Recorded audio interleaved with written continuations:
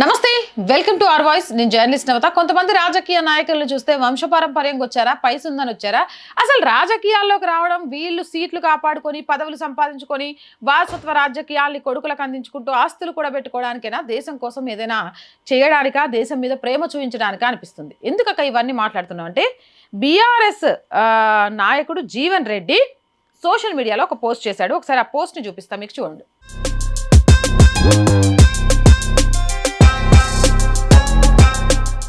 ఈయన చేసిన పోస్ట్ ఏంటంటే, భారత్ మాతాకు జై, గుజరాత్ మాతాకు జై, ఉత్తరప్రదేశ్ మాతాకు జై, బీహార్ మాతాకు జై, ఆంధ్ర మాతాకు జై, గోమాతాకు జై, భూమాతాకు జై, జై శ్రీరామ్, వందే మాతరం, జై భవానీ, జై శివాజీ.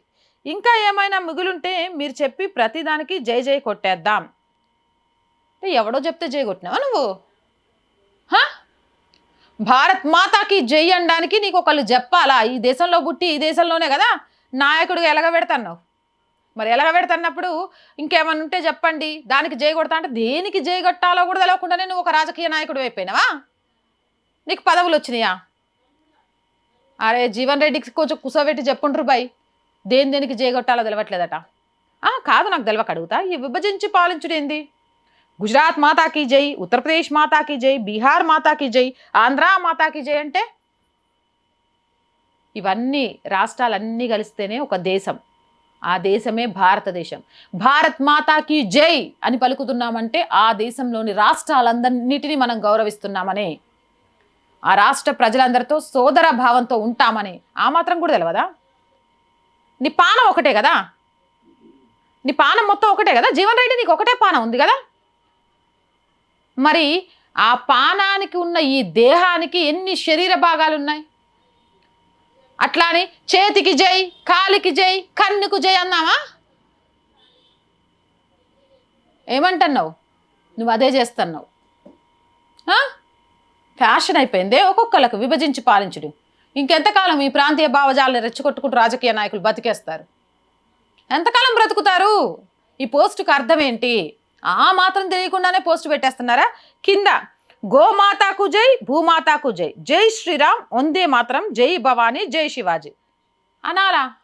గోమాతకి జై అనాల్సిందే కదా, నీకు తెలీదా? జీవన్ రెడ్డి అంటే పేరు శివర రెడ్డి ఉంది కాబట్టి నేను హిందూ అనుకుంటాను. నిన్ను ఇగో రెడ్డి అన్నాలన్నీ ఫీల్ అవ్వకండి.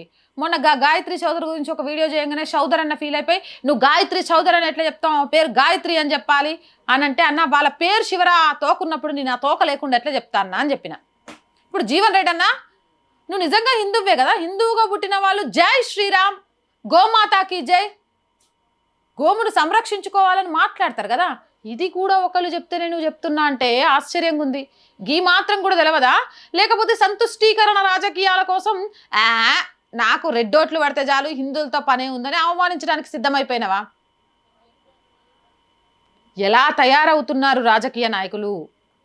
ఇంత ఘోరంగా ఎలా పోస్టులు పెడుతున్నారు? ఇంకా ఏమైనా మిగులుంటే మీరు చెప్పే ప్రతిదానికి జై జై కొడతాం. మీరు జై కొట్టాల్సిన సమయం వచ్చినప్పుడు జై కొట్టకుంటే ఖచ్చితంగా కొట్టిస్తారు ప్రజలు. ఎస్, ఛత్రపతి శివాజీ మహారాజ్కి జై అని చెప్పాల్సిందే. హిందూ సామ్రాజ్య స్థాపన కోసం ఆయన వీరోచితం ఈరోజు పౌరులకు కావాల్సిందే. జై భవానీ అని చెప్పాల్సిందే.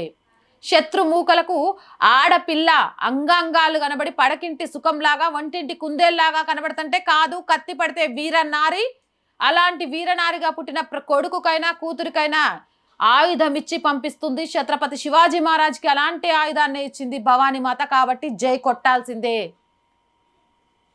ఇంకేమన్నుంటే చెప్పండి, ఇంకేమన్నుంటే చేయండి. నీ మనసు కనిపించాలి. ఒకటి చెప్తే చేస్తున్నామంటే ఈడ లేనట్టే. చిత్తశుద్ధి లేని శివపూజ లేలా నిన్ను ఎవడు చేయమన్నాడు అంత బలవంతంగా? విభజించి పాలించాలి అనే ఒక భావజాలాన్ని వదిలేయండి. అందరికీ ప్రాణం, అందరికీ ఆత్మ, అందరికీ శరీరం ఒకటే. అలాగే మన భారతమాత ఒక్కటే. మన శరీరంలో వివిధ భాగాలు ఉన్నట్టు మన భారతదేశంలో వివిధ రాష్ట్రాలు ఉన్నాయి. అంతేకాని ప్రాంతీయవాదంగా, భాషావాదంగా, లేకపోతే ఈశాన్యం, దీనికి సంబంధించి చాలా పెద్ద స్టోరీ ఉంది, నేను మళ్ళీ చెప్తా. విభజించి పాలించాలి అనుకోవడం మానేయండి. అలా మాట్లాడుతున్న రాజకీయ నాయకులకు బుద్ధి చెప్పండి. వాళ్ళ అసలు స్వరూపం ఏంటో తెలుసుకోండి. జీవన్ రెడ్డి అన్న ఖచ్చితంగా నువ్వు దీనికి మాత్రం క్షమాపణ చెప్పాల్సిందే. తప్పు చేశాను, నా చిత్తశుద్ధితో నేను జయదేని కొట్టాలో దానికి కొడతా అని మాట్లాడాల్సిందే. అవునంటారా కాదంటారా? మీ అభిప్రాయం ఏంటి? కామెంట్ సెక్షన్లో పెట్టేయండి. మోర్ వీడియోస్ కోసం ఛానల్ వెంటనే సబ్స్క్రైబ్ చేయండి. చాలామంది వీడియోస్ చూస్తున్నారు, సబ్స్క్రైబ్ చేయడం మర్చిపోతున్నారు. Please subscribe our channel. మీరు చేసే ఒక్కొక్క సబ్స్క్రిప్షన్ మన ఛానల్ యొక్క కుటుంబాన్ని పెంచుతుంది. అలాగే కంటెంట్ బాగుంది అనిపిస్తే లైక్ చేయండి, షేర్ చేయండి. అలాగే ఆర్థికంగా మీ అందరి సపోర్ట్ ఆర్ వాయిస్కి చాలా చాలా అవసరం. మీరు చేసే చిన్న సహాయం కూడా ఛానల్ని నిలబెట్టుకోవడానికి మేము పడుతున్న తపనకు సహకారం అందేలా చేస్తుంది.